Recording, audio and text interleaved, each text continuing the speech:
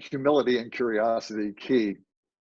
It's true in all that, I believe, and I wonder how you see this, that no matter how your team works, they can't fake it. I mean, if leadership is more a reflection of who you are than some set of styles, then you have to feel optimistic. You have to be optimistic. It's the way you have to be, isn't it?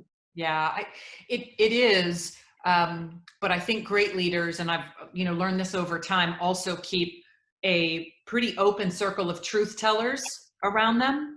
And even if I am who I am, right? Even if I am bringing forward the bright and shiny side of a coin in a moment, my hope is that I have built a team of people who say, that's not serving us right now, or you're missing an opportunity here to connect. And so I'm still being me, but I'm getting regular feedback of how to turn my personality up and down.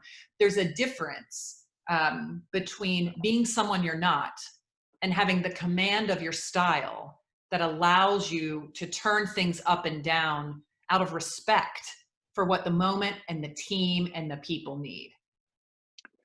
Along with that optimism goes accountability, I would think. I've never seen a great leader who isn't big on knee knocking absolute accountability for a high standard. That must be part and parcel of your way.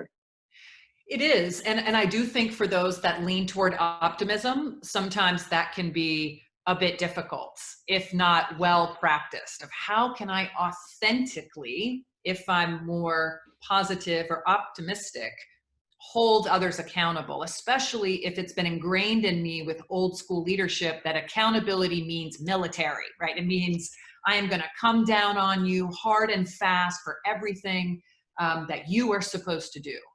And not only am I a pragmatic optimist, but I am deeply empathetic.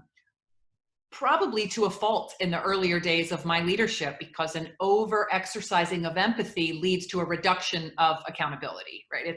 I think of the many reasons they might not have gotten something done, or maybe I accept excuses a little more than I should, or I hear something and I don't hear it as an excuse. I hear it as a justification. And leaders who over index on deep, authentic, sort of intuitive empathy might make those mistakes. I certainly did as a young leader.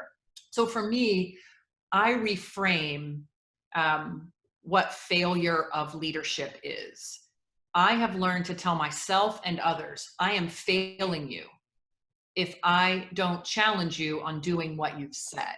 I am failing you if I allow something not done to go unaddressed. I'm failing in my role as a leader if I don't hold this person accountable for their part, because it actually puts far more work on this person. So I've learned to use this phrase, I would be failing you if. I would be failing you if, and then I fill in with what might be a big, heavy, directive discussion around accountability, but it is framed with why I'm doing it, with my perspective that it's wrong for me not to have this conversation. And it's not just a phrase for me, it's a deeply held belief. And it is a filter that colors what I hold myself accountable to and how I connect accountability to the types of interactions that are required to drive it.